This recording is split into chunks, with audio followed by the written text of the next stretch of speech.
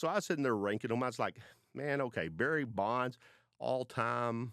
Probably have your Roger Clemens right behind it. You've got Alex Rodriguez, Sammy Sosa, Jose Canseco, Rafael Palmeiro, Mark McGuire. It's like Canseco and Palmeiro have actually been to the show.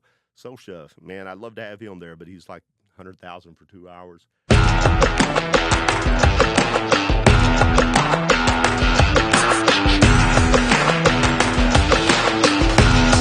Dallas Card Show rocks. Dallas Card Show rocks.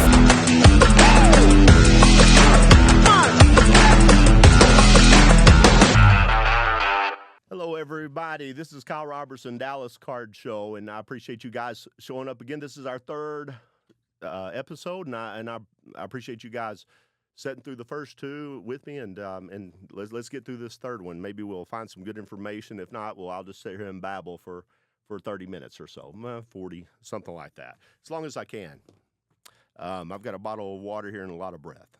So first thing I want to do is I want to appreciate everybody for that's helping us with these podcasts, and getting through number 3 is important for us. So I just want to show appreciation to you guys that are here sitting through this for me and coming up with numbers, and appreciate everybody, of course, sitting out there listening too. So I got a few items here. So I've got a few items. I have like so much stuff. It's like whenever I'm getting ready for this, it's like I don't know if there's a such thing if you can have ADD and OCD, but if you can, I have it. Okay, so it's like I'm getting like 3 items, for the show tonight, and I'm sitting there with my 3 items, and I'm like, okay, it ends up a dolly stack. So I'm sitting up here, I'm laboring up to the 3rd floor, with not laboring. I was on the elevator. Okay, so but anyway, I was on the elevator with my dolly full of stuff, literal dolly full of stuff, and I'm thinking, man, this is exciting. And I started unpacking in this little room, and it's like there's not enough room to hold all my even the little bit of a junk that I brought. So first thing I want to do is I want to show you. So we just got into football season, and my Cowboys. I love the Cowboys. When I was a little kid, I remember 1977, whenever the Cowboys won the Super Bowl. Tony Dorsett, he's running around the corner, scoring the touchdown. Butch Johnson's, and that's a catch. He's laying out for a catch, and dropping the ball. I'm not sure how that plays in today's football, but I remember those days, and it's like, and then going on through my 20s and going to college. When I was in college, Cowboys won 3 Super Bowls. It's like this is fantastic. Jerry Jones comes out of nowhere, brings a bunch of college coaches with him. Man, they come into a place where they're very unconventional on how they draft, how they trade. Traded the great Herschel Walker off, which was like that was a huge hit whenever the Cowboys got him from the USFL. Had Tony Dorsett at the same time. Beautiful, but anyway, they came in, they changed everything in the NFL. Jerry Jones, give the guy credit. It's we love the Cowboys. We love you for their 3 Super Bowls, but don't get us wrong, because we want more, man. We want more. All right, and I know where this went wrong for us all. I have identified it. I found it on eBay, and this is what I call another piece of Investopedia. Okay, this is the kind of item that you have to have in case like everything goes haywire. Okay, that's number one. But number 2, it's also a piece that we can talk about, show off. So let me show you this right here. This is my Dallas Cowboy helmet phone. Oh yeah. A little bit up. Is that good? Tilted a little bit or no? Yeah. So this right here, this helmet phone, and I saw it on eBay. It's just like I'm going through eBay. One of my good buddies here in Dallas actually had it. I'm not sure where he got it. I've known him forever, and anyway, so Aaron had it on eBay, and I kept on making him offers. And then finally, I just called him and I say, "Man, why don't you take my offers?" And I think he really didn't want to sell the thing. So I sort of left it alone, and then a couple of nights later, I called I was over at one of my other buddies' house, and he goes, "Man," he's seen the same thing. He goes, "Kyle, I can't believe you hadn't bought this." And it was a lot of money. I mean, is it like $1,000 is what it was. And I kept on trying to Is that cheap? Huh? It's weird. Okay, it's weird. So anyway, so $1,000. So, but anyway, it's like this right here signifies, and this is what it means to me. Besides a piece that I can put out in my man room or whatever, actually I'll put it in my card shop, Sports Collectors Hub in Allen, Texas, and I have it and I show it off, and people ask me how much I want for it, and it's like I don't want to sell it. It's mine. And that's not all the way true. If you offered me enough money and you can test me at Sports Collectors Hub in Allen, Texas, come up there, make me an offer, and we'll see what works. But this phone right here is the one. And plus, like I say, if we ever have some kind of, I don't know, some problem with our cell phones, can they make copper? So this right here actually has the plug to where it's like, anyway, so if the zombies ever attack or something, I've got my old style phone. It's like, and like I say, for you guys that don't remember, you got to have this right here, okay? This is cool. And then you have the chain, so you're attached to the phone, okay? You're doing something. You're not sitting there on the Google and talking at the same time. You're attached to something. So if the zombies ever attack, for some reason our system goes haywire, you got to have one of these. So that's the real value in it, long term. So no, but seriously, this is and 49ers fans, everybody, Philadelphia fans, everybody's going to love this. Cowboy fans are going to kind of hate it, but it is a piece of nostalgia. When I was in college, Cowboys had won 3 Super Bowls. 1995, their last one. And it was great. It was great. It was a great time to be a Cowboy fan. This phone right here, and think about it, 1995 happens, they win the Super Bowl. 1996 happens, what's the first item of business? It's the draft. So the draft of the Dallas Cowboys, and let me show you this. This is certificate of authenticity. This is all the paperwork, and this comes from the Cowboys or whatever chain of command. But this is important. This is kind of exciting because this is the record for all-time crappiest drafts. Can I say crappy? Okay, all right. They said I can say crappy. All right, so this is the all-time Kavika Pittman, and I'm not sure. I don't know if he was the water boy with the Cowboys. Randall Godfrey, I know he got a couple of plays in. Clay Shriver, Stepford Williams, Mike Ufali, I guess. Kenneth McDaniel, Alan Campos, Wendell Davis, and Ryan Wood. I'm sure they're all, one from Arkansas State. Yeah, I'm sure they're all, East State, number 1 draft pick. Anyway, so I'm sure they're all played pretty decent. But anyway, so this right here was the importance of how great the Cowboys were, that they needed to draft a bunch of special teams players, okay, that wouldn't last but a couple of seasons. So that shows you what this is, and that's the importance. And so the reason I brought this and I wanted to talk about it first is because now that the Cowboys have signed Dak for crazy money, okay, and I love the Cowboys. Dak, man, that seems like a guy that's on top of stuff, but I got to ask you now, can you guys please just win the Super Bowl? And I'm not sure if you guys will give me a phone number, I'll call it, and we'll see if we can unjinx this thing with this Cowboys phone. That's my belief. I think you need to give me Jerry Jones's phone number, Dak's phone number. Call it in, text it to me. I'll give him a call on this, and we will see if we can change this around for the Cowboys. Okay. All right. That's my first. Like I say, I love that piece. I don't want to sell it until the Cowboys. I tell you what, if the Cowboys win a Super Bowl this year, let's give it away. I'm going to give this away. Cowboys, y'all win the Super Bowl this year. Let's give this away. I'm not sure if that's a great idea. My business people tell me giving stuff away is not a great idea, but if the Cowboys win the Super Bowl, that's what we'll do at the end of the year. We'll give this away, just celebration of the Cowboys winning.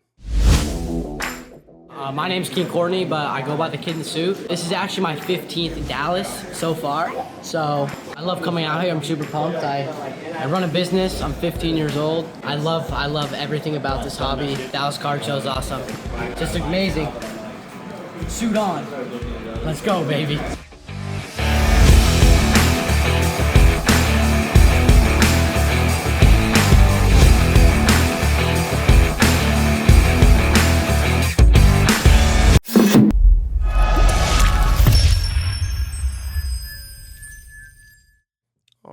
and we're back. We're talking about sports. We're talking about sports cards. We're talking about investing in cards. Again, I'm Kyle Robertson, Dallas Card Show. Guys, come to the show. We have one in Chicago coming up. We have one in Dallas coming up. Dallas will be October 31st through November 3rd. Bring your kids. Let's let the kids in on Halloween. Let's for free. If you bring a kid, one of your kids in the costume, well, then the whole family gets in free. Let's just do that. And let's see y'all at the shows. Let's get everybody into collecting again. Back whenever I was a little bit younger, and so younger to me. Once you get my age, everything's younger. Okay, so it's like you've seen it all. So, but one of the things I've seen is like the generation before me had a bunch of great players. Okay, and Nolan Ryan's one of the great players that I consider the generation in front of me. Johnny Bench, all these Don Sutton, all these great players came from that era. They didn't have to deal with the steroid issue. They didn't have to deal with steroids, or if they did, they didn't know how to test it. I don't know. I'm not sure which is which and which is right, who's wrong. But I can tell you this right here: the steroid era made my baseball game great again. Okay, people weren't hitting home runs, and all of a sudden, Bud Selig, and I don't understand why Bud Selig's in the Hall of Fame. And Barry Bonds, second greatest player of all time, is not. Okay, Bud Selig was up there. He was promoting. I mean, he was helpful in the players doing steroids. He went in front of and was telling people that this is something that's illegal in the United States, but it's not illegal in baseball. So it wasn't illegal for him to use it. And I'm not sure what the law was back then. I just remember when I was a kid. That was, and like I say, kid's relative. I was probably 20 something, maybe 30. Anyway, kid. But whenever I was a kid, that's what I recall. That's how I recall it. You can quote me the facts. You can pull all the facts up. And, my dad is, back whenever I was a kid, is like the facts were whatever my dad reckoned, okay? So it was like, and he'd come up with facts logic like, son, go look it up. And it's like, psst. I'm not looking that up. So we trusted that. So just trust me, okay? Trust me. That's what he said. That's the way I remember it anyway. You can't change my mind. Anyway, so I was rating for this podcast. And I was thinking, man, what would be cool to rate? And it's like, because that's part of my favorite. That is my favorite era in baseball. Like I say, Nolan Ryan had just retired. And then all of a sudden, these people started hitting the home runs. Nolan Ryan's my favorite of all time. But the period when McGuire, they would stop, regular television, and they would cut through for whenever Mark McGuire was about to hit that home run, that monumental home run that was going to be next step, and to catch Roger Maris, and on the way to Babe Ruth, Barry Bonds was hitting that. A good friend of mine, Mike Bassick, allowed the home run ball to Barry Bonds, and of course, Mike's famous. I mean, he's famous for a lot of things, but that's one of the most. And I don't know that that's not but that's a monumental moment in somebody's career. It's like, but Barry just, I remember one time, and like I say, this is facts as I reckon them. Okay, so, but I remember remembering watching a playoff game, and they walk Barry Bonds intentionally with the bases loaded. That's how great the guy was. Roger Clemens. So I was sitting there ranking them. I was like, man, okay, Barry Bonds, all time. Probably have you Roger Clemens right behind it. You've got Alex Rodriguez, Sammy Sosa, Jose Canseco, Rafael Palmeiro, Mark McGuire. It's like Canseco and Palmeiro have actually been to the show. Sosa, man, I'd love to have him there, but he's like $100,000 for 2 hours. That's pretty good pay. I don't know if the president makes better than that, but that's big. But anyway, so but Jose, that guy's, he's there we get him probably once a year. But anyway, Clemens. So I was going through my junk, and this is kind of like my junk pile that I don't want anybody to ever see because they might try to buy it. Just sort of like the cowboy phone that we was going through. So I was going through my junk, and I was like, man, what would be good to talk about? It's like these guys. I'm gonna find out what the best cards are. These guys. What's the number one Barry Bonds, rookie card, and Roger Clemens, who, of course, 84 Fleer update. I mean, it's stuff that's obvious that everybody can talk about. Everybody can talk about that stuff. Mark McGuire, the home run when they cut through. Everybody knows that. Everybody knows all this stuff. So it's like, what do I have special that we can talk about on this era? And it's just like, man, my OCD, ADD got a hold of me, and I start going through some papers. And a few years back, a guy comes up, and he's at the show, and he's selling all kinds of unusual stuff. That's a good thing about the shows. You'll find this unusual stuff. A lot of people like stuff that's in the mainstream. I like stuff that's out of the mainstream, but just because it's one-on-one, it's like I feel like it's investable, something that's maybe a museum piece or whatever. It's in my museum anyway. But that's the kind of stuff that I like to go for. And I found a notebook, and the guy brought a notebook up. And he's like, yeah, this right here. And so I'm looking through it, and I said, man, does that say Roger Clemens? And he starts telling me the story on it. And his cousin or aunt, whatever it was Roger Clemens' girlfriend back in junior college, I guess. And anyway, but I guess she had a bunch of his homework assignments, his essays that he wrote, about different subjects. And I thought, man, that is really cool. Now, how do you authenticate it, all that? I mean, it looks pretty close to what he would write. I don't know. It's like for that just to show up, it's like somebody wanting to reproduce that. It's not likely that they're going to reproduce it. First of all, it's not worth a bunch of money to very many people. But I mean, maybe it's worth something to Roger Clemens. He probably doesn't want to get out. That's the problem with being famous, Roger, who I hear is a disc jockey, and I'll give you these pieces of pay or these homework assignments if you'll come DJ at the card show. That would be pretty. That would be smooth. All right, so or as Sonny told me, that would be dope. I didn't know that was a word, so, but that's what Sonny said. All right, so anyway, so Roger Clemens. Let's see, July 9th, 1980, English 1301. So Roger wrote all these papers right here, and it's like you can see his see, here's a B+ right there. That's pretty good, Roger. Comparison and contrast of baseball and football. So he's wrote all these great papers. I mean, which like I say, it's like, oh, let me show you these. So I'm sitting here looking at this stuff, and you guys can't see anything. So like right here, you have classification of sports fans. All right, and this is what we. All right. So this is what we call back in the day as before computers. Okay. So guess what we had to do? We had to write all this stuff. It's not like we could just call up AI and say, hey, can you AI classification of sports fans? Which one of my guys up in Austin, I'd tell on you, Austin. But anyway, he's like, that's normally what he would do. It's like, hey, Kyle, can you write me a job description, Austin? Oh, yeah, I can write you a job, and he would like AI it up, and it's like, okay, you do nothing of this right here. Show me when you're going to start doing that stuff. But anyway, so we're looking through these papers here, and it's like there's some interesting stuff in this stuff. And like I say, I don't know if Roger Clemens really wants us to put this out there, but and I didn't read the whole things. I'm hoping there's something to say something about steroids era in there. So let's see. I probably won't see it right here while we're doing this. Some of the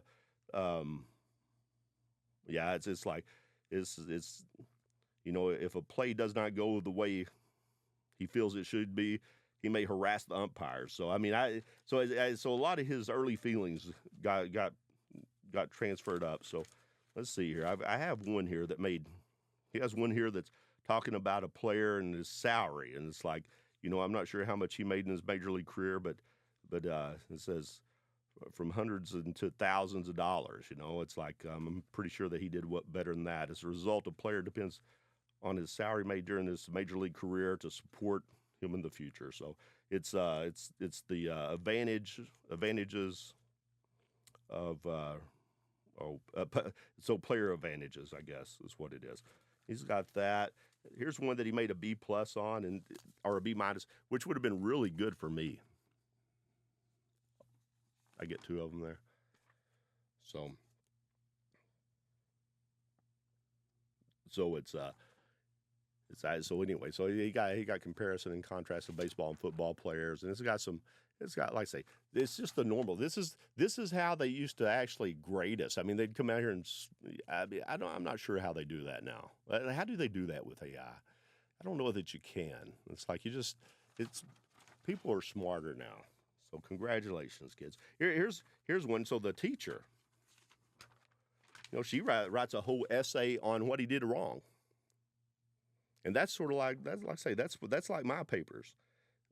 That's the way it was. My mom was in the school system, so I didn't catch a whole lot of crap, but I know that's the way they felt. But anyway, this is the one I love here, and there's more here too. It's like this is the kind of crap that is like, it's stuff this is trash to somebody, and it's like it's a treasure to somebody else. And for me to see this stuff and be able to read it, it's just like it takes me into a different collectability realm. It's like and one day I'm going to talk about these things so much that you guys are going to want to buy them, and it's going to be it'll be like I wish I could sell them to you, but they're mine. All right. Here's one talking about his career. That may be interesting reading later. But anyway, this one right here, classification of sports fans. So anyway, so he classified sports fans, and like I say, this is one of the greatest pitchers of all time. In my era, Nolan, Ryan, and then Roger Clemens, and who knows what Roger would have done if they let him go. But classification of sports fans. One enthusiast is known as the wild drunk. Okay, and he goes on to explain that this wild drunk has a habit of drinking too many beers at the ball game. It's going to act crazy and will ordinarily cause much commotion. So I'm just wondering if this right here is something that he's actually I'm sure at that point he probably had seen it a little bit, but people jumping out of their seats, running into the playing field. Says the drunken man is immediately abducted by the police and taken to jail. Although drink is, let's see, this isn't a issue for security. It says now all of a sudden the security guard's going to become a comedian, and the rest of the fan or the drunk's going to he's going to be a fan favorite. So. But anyway, it's like, I love these kind of papers. It's like, this is the kind of stuff that I enjoy. It's like one-on-ones. It's like people enjoy one-on-ones. Those things are made. They're cool though. I mean, it's like, and they're worth money. But the true, like the personal touch on these collectibles, that's what me personally I go for when I'm buying this stuff. I probably paid, I don't know, $100 or something for this album, and I probably could have got like a Roger Clemens signed baseball for the same price. And so it's just like, this right here is more personal. Nobody's going to have it, and it's going to be mine until, like I say, who knows? My wife might sell it one day, so I'll tell her to auction it off. That may be because all my Babe Ruths are going with me, so they'll be 6 foot under, and then 2 foot over and 2 foot over. So I just want to be dug up one day. So that's why. So if you're looking for a treasure and I'm gone, well, then that's where all the Babe Ruths will be, right underneath me.